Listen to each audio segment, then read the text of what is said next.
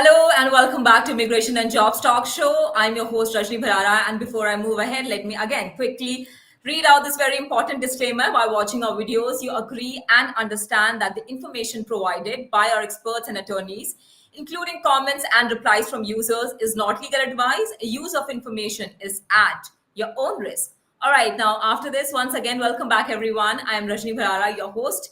You're watching Immigration and Jobs Talk Show, and today we continue our deep dive into a topic that resonates with so many students, and yes, with their families too. Well, it is about today we are going to talk about how to pursue a medical career. Yes, there you have it on screen. How to pursue a medical career in the USA on a dependent visa. And to talk about that, we have with us a very distinguished guest, someone who has been a beacon of hope and, like I say every time, a guidance for countless students. Joining us again today is Jothsna Kethar, affectionately known as Coach Jo. She is an independent educational consultant and also college counselor. But her expertise and influence extend far beyond these titles. And I would like to also tell you that Coach Jo is a certified Tony Robbins life coach, trained to help children identify their goals and overcome obstacles and achieve their dreams. Now, without any further ado, let me quickly again welcome Jyotsna onto our very special show. So, Joe, welcome back. It's good to have you back. Thank you, Rajni. I love this show and congratulations on exceeding 100,000 on your YouTube subscribers. I'm pretty sure it took a lot of hard work. I love the energy that your whole team brings in, the kind of topics that you constantly look to help people on visa. I mean, really, I've gone through your channel. I mean, I've been sending people because I have a lot of parents who are on the dependent visa, and they came back and told me that there's a lot of information, education, and resources that you share. So it's wonderful to be here. Thank you so much for your kind words, Joe. It really means a lot, and because of people like you, we are able to achieve this. Achieve this goal. So thank you so much for your kind words, and thank you so much for your contribution, and also for being a part of our channel. Like I said, because of you, we are able to achieve this goal. And so, Joe, today we are going to talk about how to pursue a medical career in the USA on a dependent visa, right? So before I jump into the topic and on the questions that I'm going to ask you today, let me quickly tell our viewers that, guys, we are live on YouTube, LinkedIn, and also on Facebook, and the handle is Immigration Talk Show. So don't forget to subscribe to us. And if you have any question related to this topic that you would like to know from Joe, so you are more than welcome to post them in the comments below, wherever you're watching it from, whether it is LinkedIn, whether it is YouTube, Facebook. So please, you're more than welcome to post your question in the comments. Now, without any further ado, let me quickly ask my very first question to Joe. So, Joe, I know you're not an attorney, right? So, but because mostly attorneys answer what are the dependent visas, and mostly about visas, they are able to cover more about those topics. But still, I mean, since you have come to our show and our topic is like that, can you please explain the different types of visas and how they might affect pursuing a medical career in the USA? Okay, so I will talk about the visas, but first you need to understand the programs and the whole how to become a doctor or how to pursue the different pathways to pursuing a medical career in the United States. Okay, so I'm going to take you through different journey. Number one, you want to enter after high school. Got it? After high school in India or even here. So the way the streams that work here is you have an option to do a 4-year undergrad degree. Unlike in India, MBBS, it's not like that. You can do an undergrad degree, a 4-year degree in any subject, but you meet certain requirements for organic chemistry, biology, mathematics. Then take the MCAT exam, which is the entrance exam for med school. Have a very good GPA, good MCAT test scores. That MCAT is an exam which is like very lengthy. A lot of people struggle with, but the test scores that are needed to get into a med school is 508 to 514. So the top medical schools, they need that MCAT score of 514. A bit lower level, mid-level schools need 508. And then you have to apply to the medical schools through the app called AMCAAS. It's a medical portal where you submit your GPA, your transcripts, how many hours of volunteering. You create a complete SOP or statements and everything, and then you apply to the med school. You get into the med school. But that does not end there, because you need to pass more exams in order to practice medicine in the United States. They are called the USMLE. So the USMLE are two stages. Stage one is clinical analysis, and another is another stage that is there. So typically, they start preparing for the USMLE either in the second year of the med school, or after they finish the med school. Okay, so that puts you at 8 years. So you've gotten your undergrad, you've gotten your master's. After that, you need to take the USMLE. Then you've got to go to residency program or master's program to then finally become a doctor, right? So when you're entering through after your high school, then you have a BSMD program, which is a combined medical program. It's an 8-year program. So the thing is, you don't have a problem of applying to the med schools. You get into them with a conditional agreement in high school. That's a very, very popular option that is there, and a lot of my students get into that. And the visa for that, there are a lot of schools that are kind to immigrants, and I will talk about certain colleges that gives a lot of endowment, medical colleges as well. So there is a combined medical program, or there is a traditional medical program, or in between there's an early assurance program where you get into undergrad, and the second year you apply to the med school. Okay, so there are different uh, parts when they come in. Okay, so there are typically students who have finished their MBBS and they want to come here. At that time, they have to do their USMLE 1 and USMLE 2 in order to do that. So this is the process, and I'll get into the visas because first you should understand the process. Of course, thank you so much for giving such a detailed answer to this question. But you said you're going to talk about colleges too. So if you can please mention few colleges that might help, to the students who wants to pursue a medical career in the USA. Excellent. Excellent. So, fortunately, I met somebody who's from Rowan. Rowan is a wonderful STEM research college in New Jersey. And when I spoke to this person, he mentioned that they are very, very kind to international students. So they give a lot of scholarships to international students. Okay. So I'm going to meet with their admissions officer and get more detail. But Rowan is number one school that gives a lot of scholarship to like international students. They have a separate kitty for that. Okay, but again, the visas are there. You can study in any of the visa, right? H1, J1, F, and L. But then, in order to work, you always need a work permit. You get it? So if you want to practice, then you should either have an H4, which is your work visa, or be on your EAD to practice. So that is the visa thing that is there.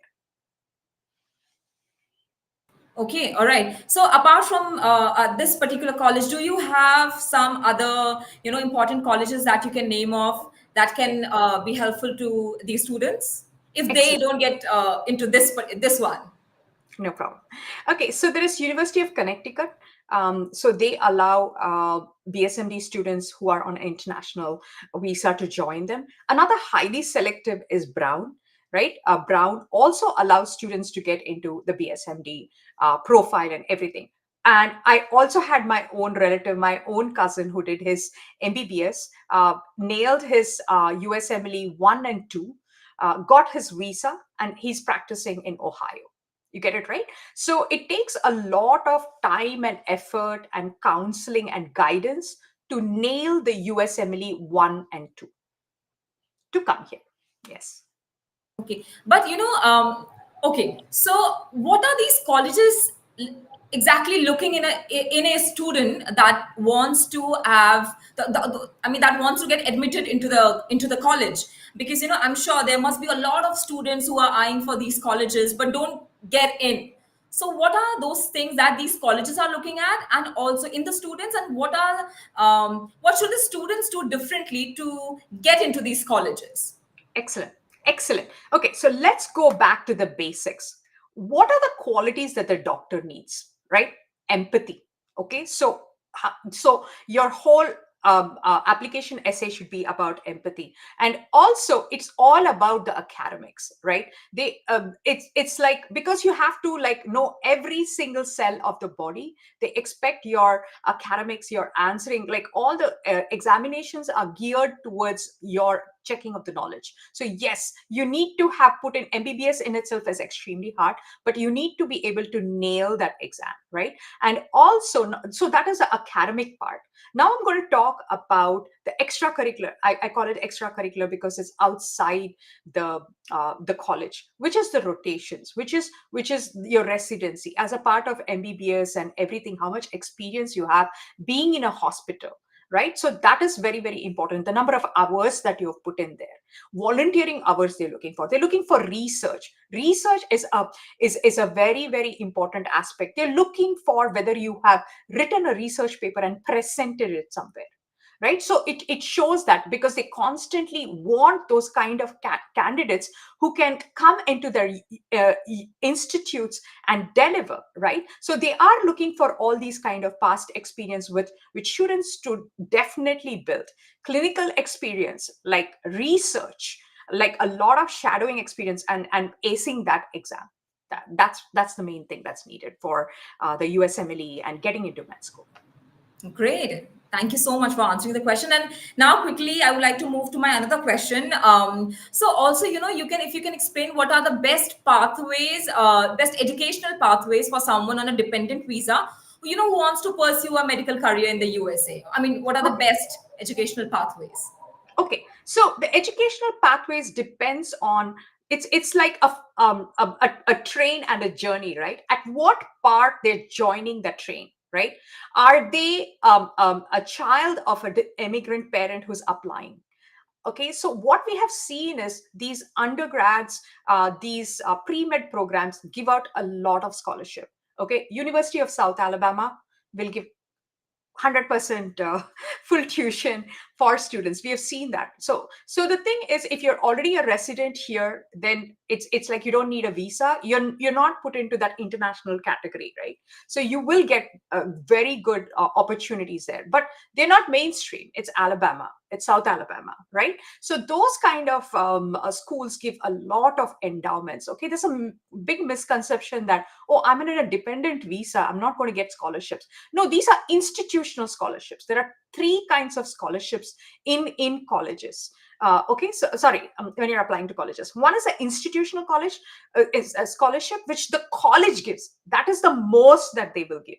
Okay, then there is local scholarships, like I mentioned last time. Like there'll be local businesses who donate to that school, and you can try to get it. Or there are private scholarships which are extremely hard to get in. I'm not saying you don't apply everywhere, apply these three buckets, but the institutional scholarship is what will give you the most. Like for example, University of Alabama has put it on their website. If you score very well in this exam, you get 21K off. It is on their website for out of state scholarship. I just spoke to Rowan. Again, they have scholarships for out of state, international, everything. So that is your undergrad journey. Okay, so now you finished your undergrad. You finished it in the States. You want to go to med school. Then it is MCAT exam that you have to take, right? MCAT exam that you have to take, have your hours, research, and everything, and apply to that. Okay, so that's the second kind. The third kind, you're an MBBS and you want to come to America to study. Like I mentioned, you have to pass the USMLE 1 and 2, and then they will sponsor you a visa and you will come here to study. Get it? Right? And then you do all your residency and everything, and you get your board certification. Again, that is all education. To get educated, there is no restriction on the visa. But when it comes to the work, you either need to have OPT or have an H4 sponsorship or be on EAD, because you may be on the EB3 basis based on your educational qualification, based on which university they go and their visa application policy. At that time, you can get it. So these are the different pathways that are there. Great. Thank you so much for answering the question, Joe, and thank you so much for taking that up. But also, okay, so you being an educational consultant and also a college counselor, I mean, how do you prepare your medical students differently, from other students? Excellent. That's a wonderful question. So it's great. So what we do is it's a separate. I have segregated. Glad that you asked, because I have, the way I do counseling is med and non-med. Got it? Because that's the distinction. Within the non-med, you have STEM, accounting, actual science. But with med, it's just one big block. There are 6 components for that. Okay, and I will explain that. So the way I prepare the profile is, number one, academics. You've got to have academics. And also, if you're in high school or you're going to undergrad, you absolutely need to have these 4 courses. It is biology, chemistry, physics, and mathematics. And mathematics is AB. Okay, so if you have these in high school, you can transfer credits and save a lot of money. You can save 1 year. Okay, that's number one, academics. Number 2, it is test scores. SAT, ACT. You need to get very good test scores. And a lot of colleges like University of Alabama give you merit aid because your test score was very good, right? So that's the second component. The third component is research. Research is very important because they want a student to have research in the STEM, in the medical field. And also, please don't think that the colleges are expecting you to find a cure for cancer. No, they want to see if this particular student has taken the time to learn something deeply. And that is what you show in research. You've written a research paper. Okay, so that shows them that the student can write an academic journal. So the student can go to conferences and present it. So that is the third one. Okay, the fourth one is shadowing. You absolutely need to have experience in a hospital or shadow a doctor. Okay, please don't think that you're going to be invited into the surgery room and give scalpel to the surgeon. No, it's not going to be that level. But start. Okay, I always tell my students to just go to the hospital and ask them for a volunteering opportunity. Okay, if you're not getting paid, if it is a 501c3, there is no visa restriction. Okay, so you have to go and volunteer. Okay, you have to in a hospital. You get it? And the best place inside the hospital to volunteer is the NICU, the neonatal unit. Okay, so you can go and like help them out, create care packages for the neonatal unit, or things like that. There's so many things that you can do to show empathy, to show the fact that you've come out of your comfort zone and you've gone out and explored it, right? Yeah, so that's there. And also, you can, if you're not able to find any volunteering opportunity and you don't have a car, you cannot drive around, just walk outside your apartment complex. You will see senior centers, right? You can go and volunteer there. They are end of life, older generation, people who have dementia and everything. So you can go and just spend time with them, right? And that counts towards your volunteering opportunity. So that's the fifth one. Okay, so all these are very, very important. And then your extracurricular activity has to spark. I have always told you it's got to be uncommon, impactful. So pick one activity that is like that. My student who's aspiring to become a doctor, she's still in high school. She is doing research on skincare for swimmers because she's a diver swimmer. She's like 4 hours in the water. There's so much chlorine destroying her skin. So she made it as her passion project, and see what it tells colleges that, wow, this girl wants to explore. So she's developed a whole website. She's writing blogs. She's going to interview dermatologists. These are all simple but effective things. They want to see action. So these are the major components for getting into medical school. So, I mean, are there, I'm talking about skills, are there any specific skills that the medical student should be careful of, or, I mean, while picking? Or, I mean, if they're interested in anything, so they can pick, I mean, anything as a skill, I mean, as like other students, they can also pick any skill that they are interested in, or they will, medical students will have to be picky while choosing, a skill. Is it like that? There is nothing like that, okay, but it depends, right? It depends on your strength. Okay, you are going to be my own cousin is an eye ophthalmologist. He works for Shankar Netralaya, okay, and his wife is a squint eye specialist. So she never chops onions because the tip of her skin will get cut, right? It's because she's doing surgery. She's ambidextrous. You get it, right? Ambidextrous is use of your fingers. So I tell my students a lot of time to go shadow dentists. That shadowing is also good. It doesn't mean that you only have to go to a hospital. Dentistry, you see how they use their fingers, they move their scalpel and all that. So it depends what the child is interested in, right? Or I have students who are interested in coding and AI and everything. They can do research combining both of them.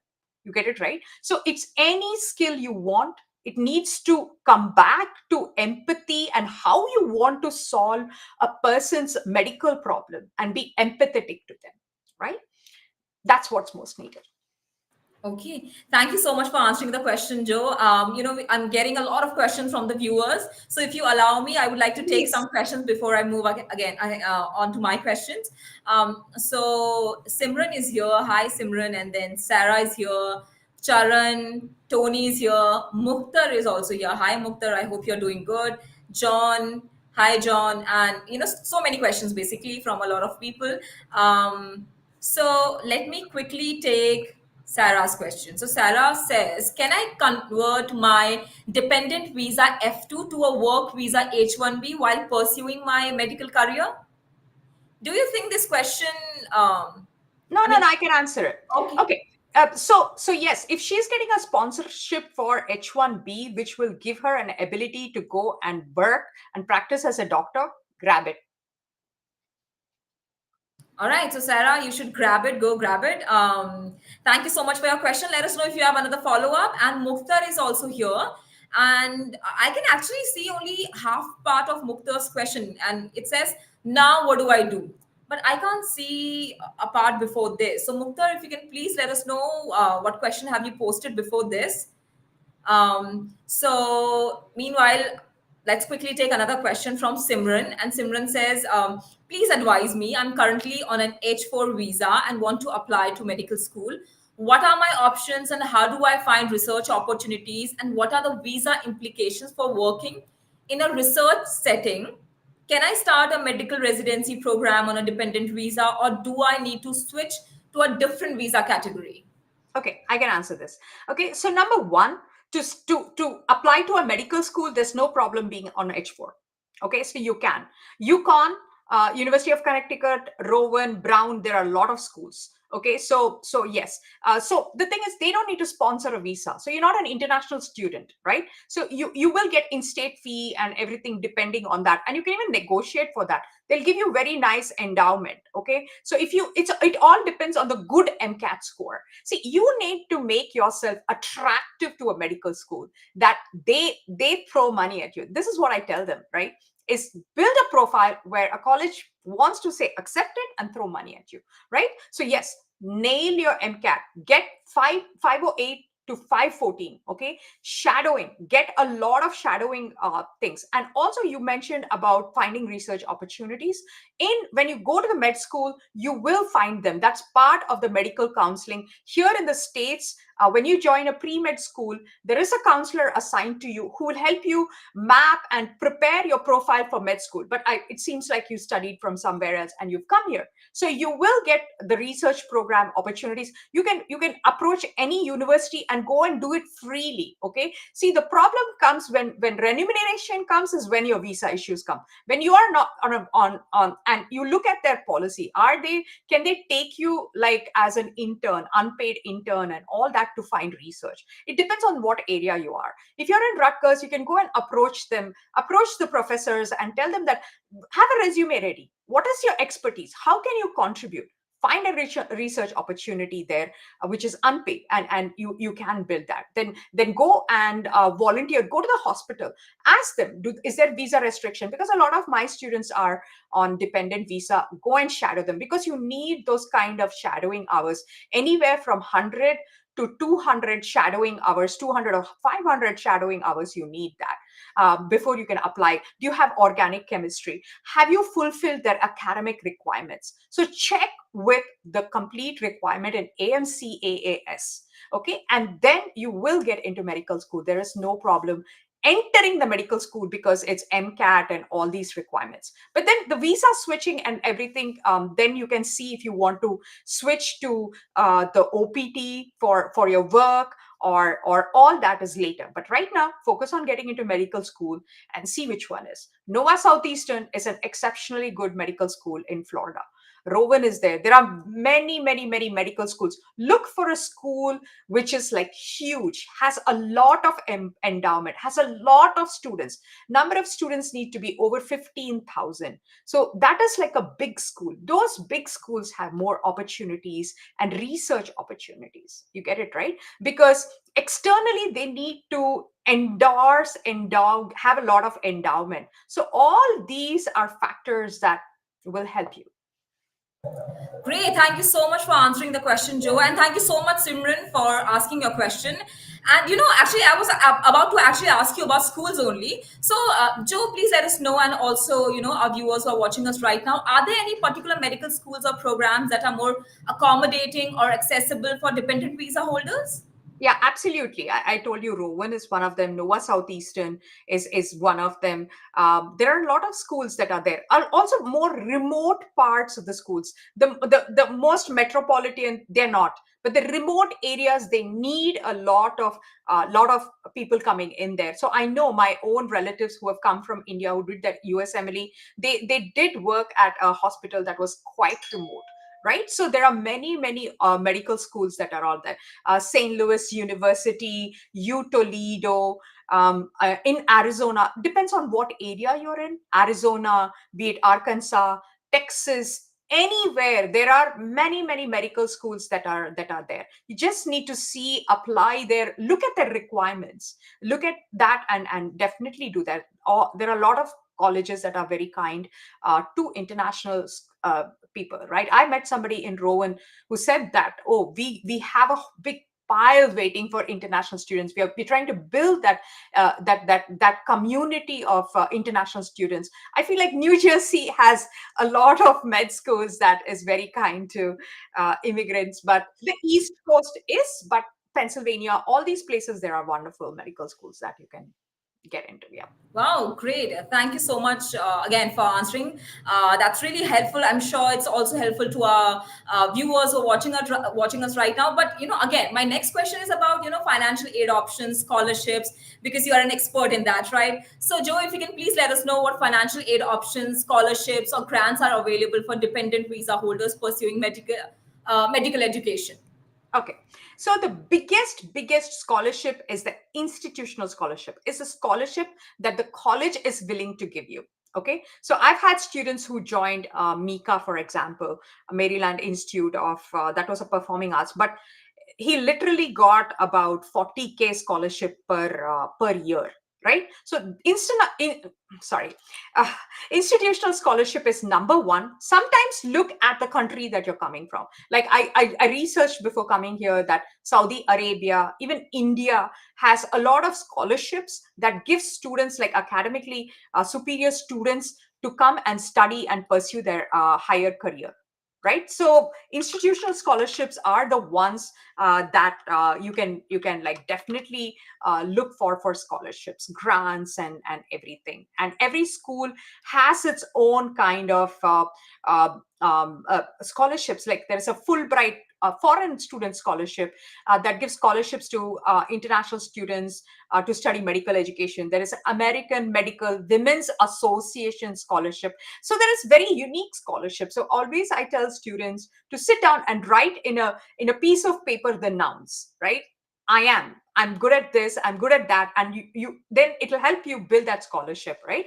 And then there is Margaret McNarma, educational grants and everything, and country specific. The Indian government has it. Then the Saudi Arabian Cultural Mission has it. There is a World Health who's fellowship. There is Rotary global grants, and yes, so these are the kind of institutional scholarships that you get. The institutional scholarships, for example, if you want to study in Harvard, they have a scholarship. Then Johns Hopkins has scholarship. Stanford has scholarship. So every university will have its own scholarship. Okay, and there's also University of California, San Francisco School of Medicine that offers very good scholarships. So there are many schools like this that offer that. All right, thank you so much again, Joe, for answering the question. But I think it's time to go for a short break, and I'm sure a lot of viewer questions are also waiting in line to get an answer from you. So let's quickly go for a break, and then we will be taking up the audience's questions. So, guys, don't go anywhere. Stay tuned with Immigration and Jobs Talk Show. After the short break, Joe is going to answer your questions. So, stay tuned with Immigration and Jobs Talk Show.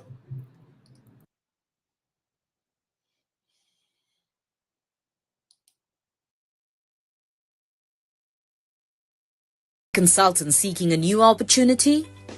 We offer job placement services for US citizens, green cards, EADs, and visa holders. We also sponsor various work visas like H-1B, E3, TN, and green cards. 20 plus years of experience in the industry. Exceptional employee benefits. Highly rated by our employees. Global presence with 200 plus recruiters and direct clients. Connect with us. Call us on the number 732-707-9151 or mail us at rajni@higheritpeople.com or visit our website www.higheritpeople.com.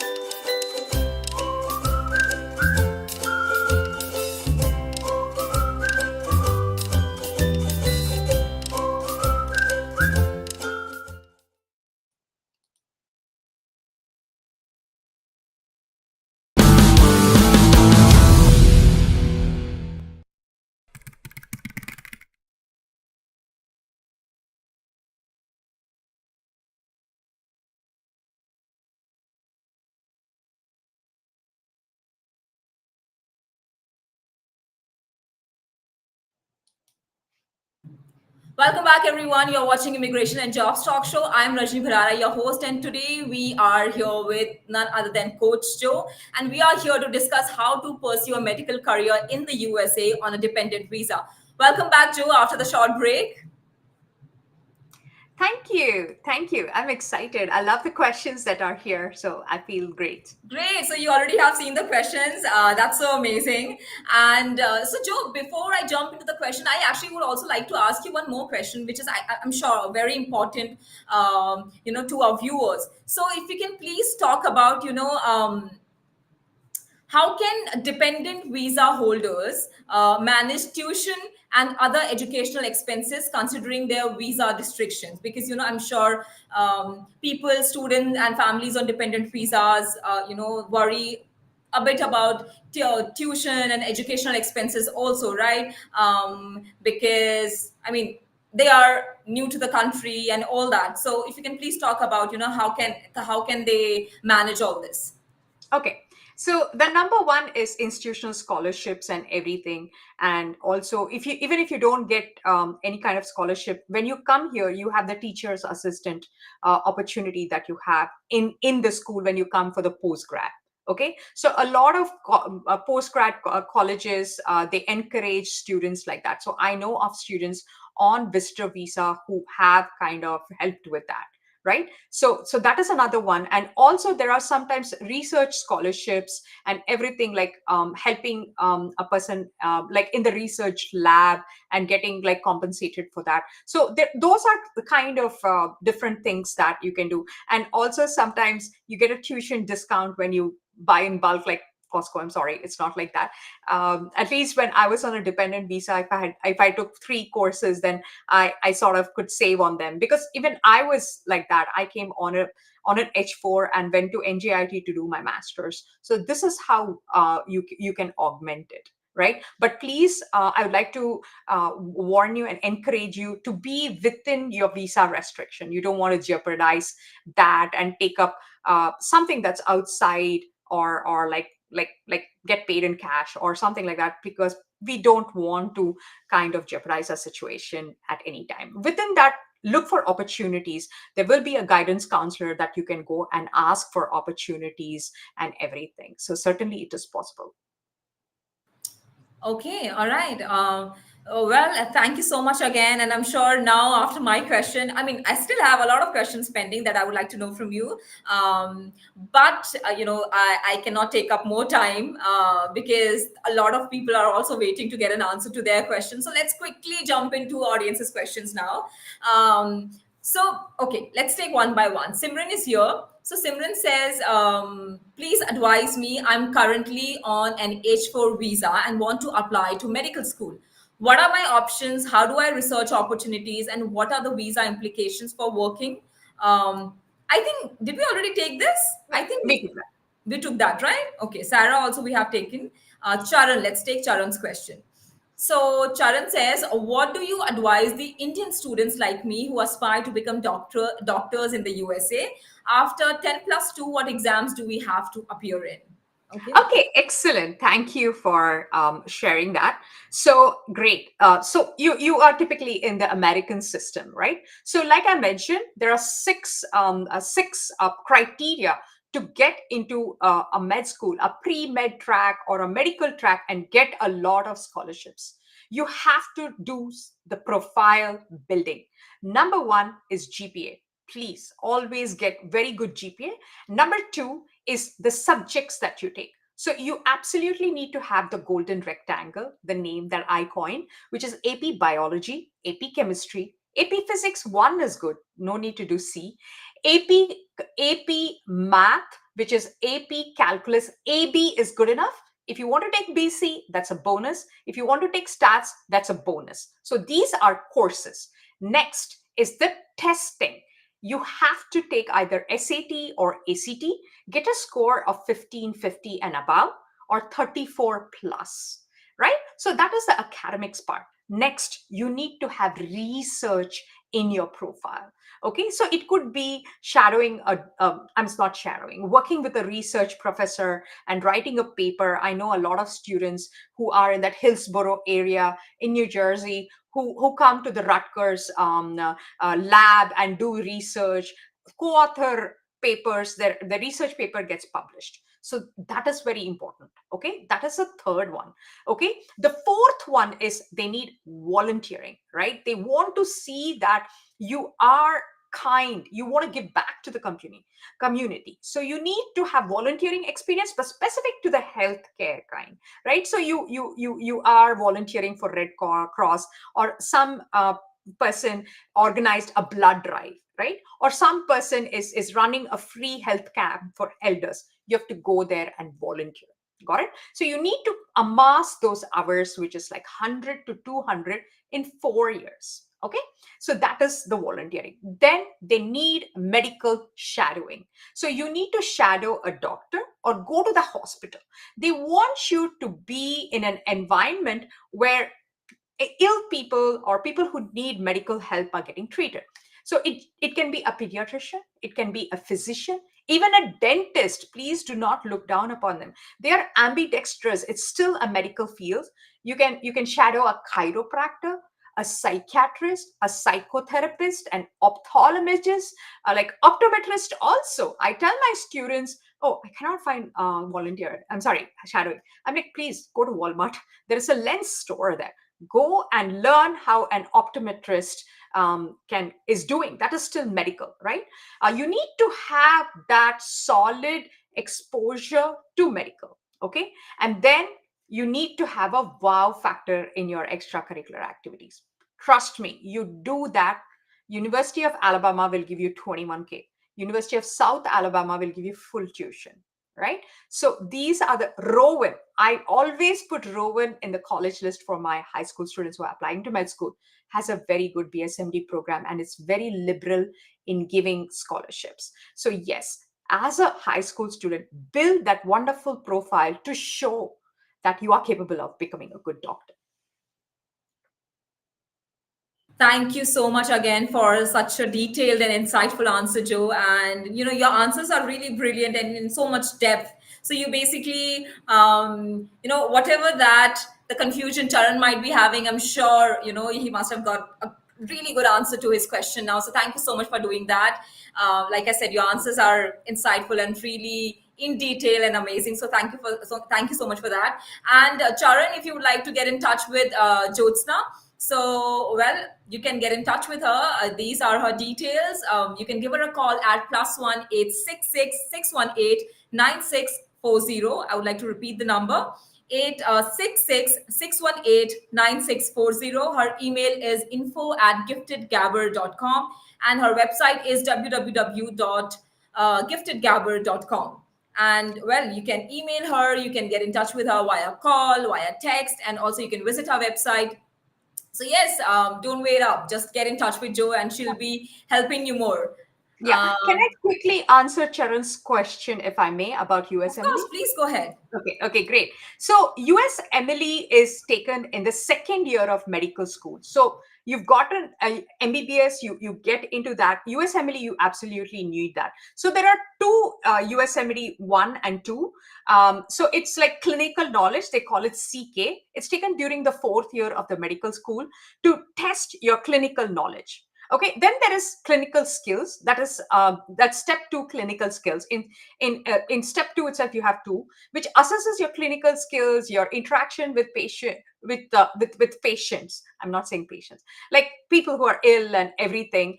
But this clinical skills has been discontinued. So you need to pass these two exams and then apply for the residency program. Got it? So there's a national residency matching program, which is called NRMP, where you go and find your residency. So USMLE is extremely important that anybody, even a person who's an American on a citizen visa has to do. So these two exams need to be done to practice as a doctor.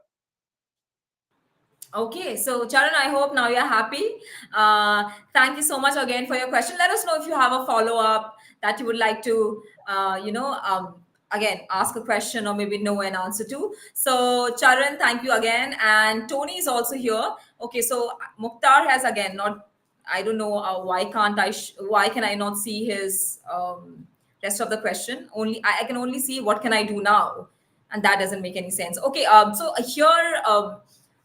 Joe, here is one question from a viewer who's also watching it on your platform and also on our platform, and says the question is actually EIC.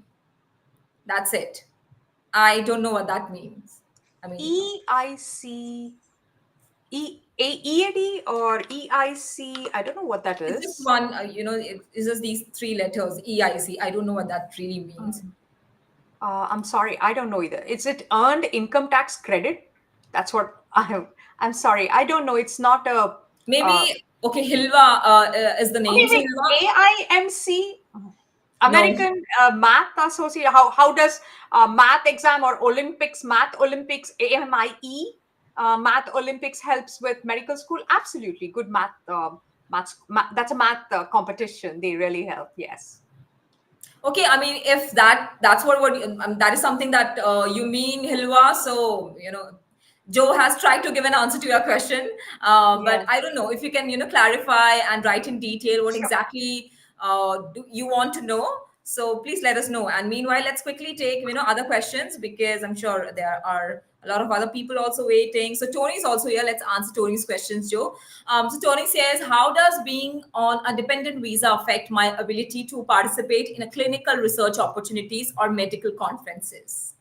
See, it depends on the medical school that you have enrolled in. You go to medical conferences from a medical school, right? Only when you want to practice, only when you're working is when you need the H4 or the EAD, right? So that is when you need a visa. I don't think there's a problem in participating in clinical research or medical conferences. I've seen a lot of people go on when they are on the visa to the medical conferences. That's part of building your research journey, presenting journals and all that, right? Yeah, so that's something that is very specific to a particular university and their rules, but I don't think there's a problem with that being on dependent visa. Okay, all right. Tony, I hope you have got the answer. Thank you so much for your question. Let us know if you have a follow up. Simran is back and says, wow, feeling already motivated. Thanks a bunch. Thank you Please so join. much, Simran. Thank you. And also, let me tell you, I'm not an expert when it comes to postgrad. Okay, I have counselors, I have resources. You need MCAT. I have a mentor. He's my mentor who helps with the MCAT exam. For the USMLE, I do have a counselor because you need to go to experts for that. I do have resources. So if you drop a line, I will connect you to them. Okay, thank you so much for mentioning that, Joe. Thank you so much again, Simran, for your beautiful comment. And I actually have got a question on WhatsApp because I constantly, as you know, Joe, that I constantly check my WhatsApp also because I do get questions over there too from our viewers. One of our viewer wants to know: do you think the upcoming elections are going to factor into the education system? And will foreign students get the same scholarship as you had mentioned? And before the show, before we started the show, we discussed a bit about politics, and you said, for your mental health, you would like to keep away, from politics. But still, if you are Okay. comfortable, would you like to give Yeah. an answer to this? Absolutely. Please So go. you see, it's all comes from the Supreme Court decisions. Now, the affirmative action came in, right? The affirmative action is colleges cannot discriminate, right? Earlier, it was like only this many Asian students can be there, this many African American needs to be there, Hispanic and all that. So the affirmative action is gone now. That means that colleges cannot discriminate.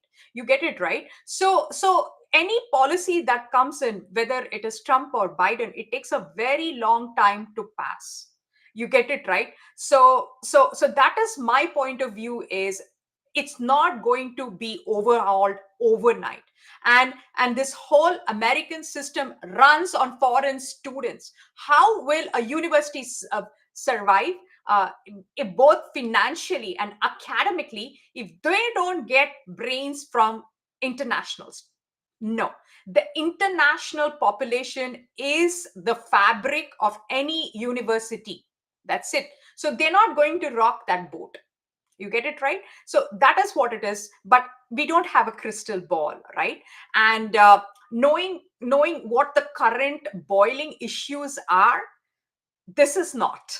There are other things that he would rather focus on, whoever comes in, than crash and burn a system that is working, right? So that's my opinion. It causes stress, uncertainty over the political situation. I completely understand. I don't look at the news. It causes me stress. But there's no point being fearful, right? Yes, I know there may be a little bit of fear that if Trump comes in, he may cut down on the number of visas. But then Trump will never cut down on student visas because that's how the universities run. Got it? So you need to see that everybody's very calculating. These Mhm. politicians are very, very calculating, and they will not rock the boat that Yeah. brings them money. Of course, and they are very careful about these, at least these policies, right? And you Mhm. said, as you said, student is something that they are very student visas are something that they are very careful of, right?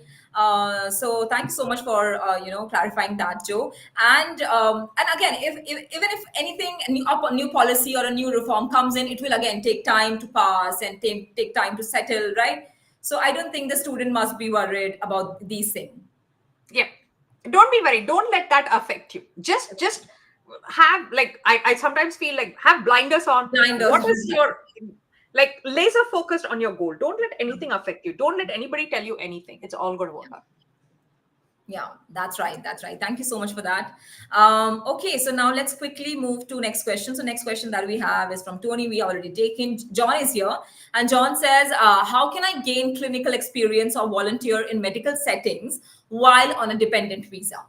Okay, so the thing is, if you are pursuing pre-med, there is always a counselor that's assigned. Every college, when it is when you go to undergrad, they will have a counselor. And especially the way I pick colleges for my students is, once they've gotten accepted and they come to me, Joe, these choices are so good. How do I pick? I go a step further and I see what kind of counseling they give. Right? Do they help with the MCAT testing? Do they help with building the research? Do they help with the volunteering? Do they help with the clinical experience and all that? So those are some things that you need to see what the medical college offers. Okay, there's a rumor that Case Western does not have that many clinical rotations and all that stuff, but in St. Louis, they have very many opportunities. There's Hofstra, there's many opportunities. So those are the things that you can get it. That's part of that ecosystem. Always pick a college that is part of a huge hospital. You get it, right? So you involuntarily have those kind of opportunities for your medical hours and everything, because you need to get that, right? So pick a college like that has a huge hospital. Like University of Alabama has a huge research center, right? University of South Alabama, St. Louis University, University of Toledo. There are many colleges. Florida, please, the weather is perfect. University of Atlantic, FAU is there. University of Central Florida, University of Southern Florida, Nova Southeastern. These are all wonderful colleges attached to hospitals, which you will have all these opportunities, and you can get these experiences on a dependent visa. But when you want to practice is when you need a work visa. Okay, all right. So, John, I hope you have got your answer. I hope you are happy, and let us know if you have another question. And we are still here for another 5 minutes.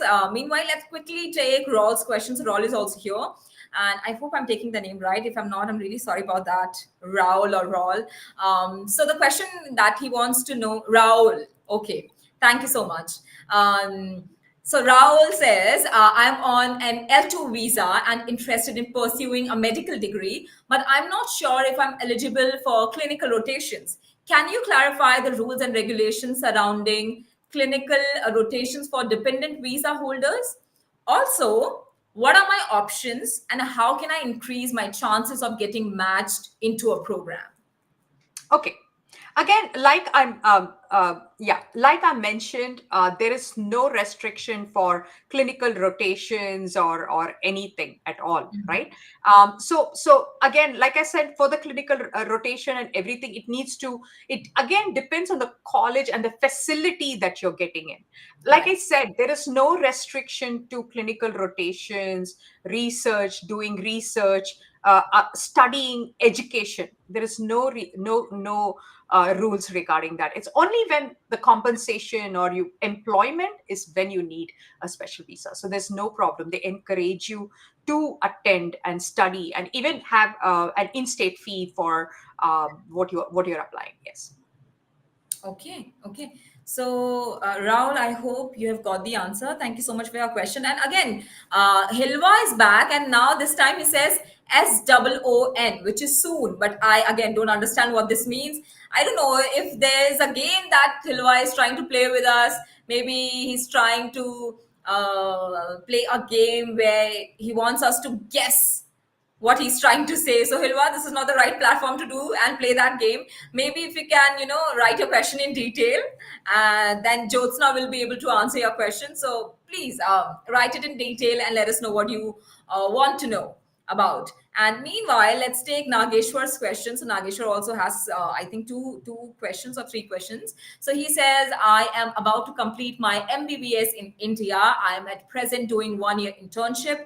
What are my options and how do I start my paperwork for the same? And then again, okay, we will move into the next question, but in a while, let's quickly answer this one first. Okay, so I just got this question over the weekend, and I'm just going over what the student had done because Okay. I definitely did that. So you need to first go ahead with the USMLE. Okay, so basically the first step, get a very good score. The student got a score of 269, and then pass the second part of the USMLE, at which time you need to get visa from that particular university so that you can come over here and continue with your med school. So you need to take on the USMLE, prepare that, which I'm pretty sure is not a very very easy exam. It's brutal, but I know a lot of people in India. They're fantastic. They're very very driven. They have done that, and also you need to have research presentations and everything like having research. So they have a whole requirement. So the first step is the USMLE. All right. Okay. So now his other question is actually about USMLE only, and Okay, he wants to okay. know how many years of residency is there, age limit for USMLE, how much gap between USMLE one and two. I'm so sorry. It takes a bit more expert, but if you can drop me an email at info@giftedgabber.com. I have Mhm. Dr. Mary June, whom I work with. She is a specialist in preparing students for USMLE. I can certainly ask her and come back to you. Great. So, Nageshwar, maybe what you can do is you can write an email to Jo. Her email ID is, see, it's scrolling below on the screen. So maybe you can note it down. It is info@giftedgabber.com. And yes, she'll be able to help you with your, question. Okay. So I think one last question can we take, Jo? Absolutely. There are some very interesting questions. I hope you take all of them. Can we please Okay. take Narayan's question? Can I please take Narayan's question? It's Of very course, of interesting. course, of course. Please, Okay. what I'm can so be better glad. than this? That the guest is that is herself saying to extend the show. I mean, please go Oh, ahead. yeah, please, please, please. It's lovely. Even if I don't know something, I can go and get the answers for you. So it's very stimulating to be here. So I love the question that Narayan Pandey is asking. How does the job market for medical professionals vary by specialty and location in USA? Beautiful. So let me tell you something. There is BSMD and BSDO. There are Mhm. two schools of medicine. Okay. I know a lot of kids, because I work with high school students, they do DO. DO is doctor of osteopathy. So it's not like the modern medicine or MD, but it's a specialty where they study about the spine and build their profile. So these doctors, they become sports medicine experts. Okay, so this I had the students like, Joe, I want to make millions by treating basketball players. So sports medicine is a very very lucrative field. Okay, that is one stream. Okay, and also the BSDO doctors, they come back to mainstream to become pediatricians, gynecologists, physicians, and all that. Then you have the MD specialty where they become like surgeons. Super specialized in that particular area. But if you ask me, the most up and coming field is combining technology with medicine, which is like AI, biomed. That is never going to go away, right? After the pandemic, I mean, the pharmaceuticals are bustling, right? They're coming up with so much vaccine and a lot of innovation is happening. So I would say that is something that's never going to stop, like innovating, right? Because medical treatment is not just a doctor anymore. There's a lot of technology. There's AI. There's so much AI prediction that is coming in, and a doctor who knows how to marry technology with medicine is what I feel that is there. But it also depends on the kind of doctor a person wants to be, right? If somebody who's kind, who wants to do clinical, does not want to sit in a desk, right? And also this hospital administration, right? You can do a DO program, then an MBA, then you can run a hospital, right? You still have to be a doctor for that. Okay, or you can be a geriatrist, or you can do plastic surgery. This, I mean, the sky is the limit, Yeah, right? the So list that's goes on and on, right? Yeah. yes. Okay, all right. So, but Joe, Narayan has one more question, and he says, are there certain medical specialties that are more in demand or easier to enter for international medical graduates? I haven't heard of anything that is like special to international students. And also, you should remember one thing, that in the US they cannot discriminate, right? They cannot say that it opens, then it becomes a lawsuit. It goes to Supreme Court. Then the affirmative action happens, Yeah. right? So they cannot like singling. Oh, you know what? This field is not good, so we are going to give it to a third world country. They cannot have that. Of So course not. it's like everybody, it's very inclusive. You should understand something about United States and why we have so many of us, because it's inclusive, Yeah. right? And so that is what it is. So there is no special thing that, oh, I cannot fill up the seat, so I should get there. And also, that is not the right way of going about, is like, just because there is a certain demand, I want to go there. It has to align with your passion, right? If you're not a technology person, you kind of analyze things. You're like that. Like, a pediatrician needs to have a different kind of a skill. A neurologist needs to have a different kind of a skill. A psychotherapist, a psychiatrist, they're all different skills that they need to have, right? We just don't pick things because they're in demand or like that's my point of view. All right. Thank you so much, Narayan, for your question. Thank you so much, Joe, for your answer. Let's take one last question for today's show. So, one last question is actually, so Nageshwar is actually back and he says, can I Oh. give USMLE 1 and 2 from India? I'm so sorry. I don't want to give you a wrong answer by guessing it. I am not sure about that, but I'm going to sit with Dr. Mary June and learn about all that. You get it? So I will definitely, please write a list of questions. I'll get them answered from Dr. Mary June. Okay, all right. So Nageshwar, like Joe has already mentioned, that you can write an email to her and she'll be able to help you, because she already is working with a specialist who is a specialist in USMLE, right? Who can help you with your questions. So, just get in touch with Joe. What are you waiting for? All right. So thank you so much again, Joe. I think that's it. Those are the questions for today. I think we can wrap this session up, but I would like to tell you that I still have a lot of questions that I would like to know on this topic. So whenever you have time and availability, we would Please like to share do it. another Please, episode. please. Yeah, another episode we can certainly have, because this is a very vast. Very uh-huh. You need, like, it's not possible to compress everything in 1 hour, because it's an ocean. Of course, of course. So thank you so much for that. And to our lovely viewers, I would like to tell you that if you want to get in touch with Jothsna Kethar, so what you can do is give her a call at +1-866-618-9640. Her email is info@giftedgabber.com. Her website is www.giftedgabber.com. And if you're looking for a project placement or visa sponsorship, you can reach out to me on my number, which is +1-732-707-9151. My email is Rajni@highrightypeople.com, and our website is www.highrightypeople.com. So you can also visit our website. Remember, we sponsor H-1B visas and other work visas based on job availability and regulations. All right. So, Joe, thank you so much again for doing this. Thank you so much again for taking out time and coming to the show and doing the show and answering each and every question in so much detail and with so much insight. So, thank you so much again for a lovely episode. Thank you, Rajni, for being a bubbly, effervescent hostess. Thank you so much again for your kind words, and already looking forward to our next episode now. Sure. Yeah. Take care now. Bye. Bye.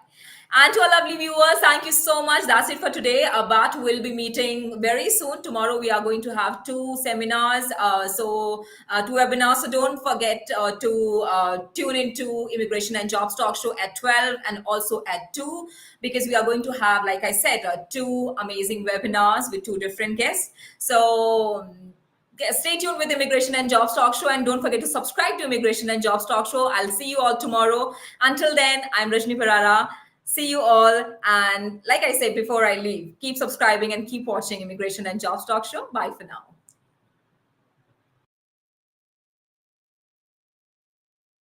Consultant seeking a new opportunity?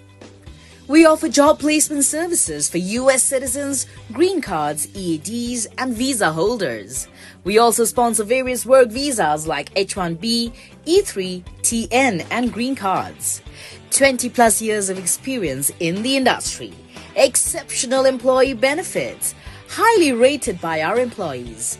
Global presence with 200 plus recruiters and direct clients. Connect with us. Call us on the number 732-707-9151 or mail us at rajni@higheritpeople.com or visit our website www.higheritpeople.com.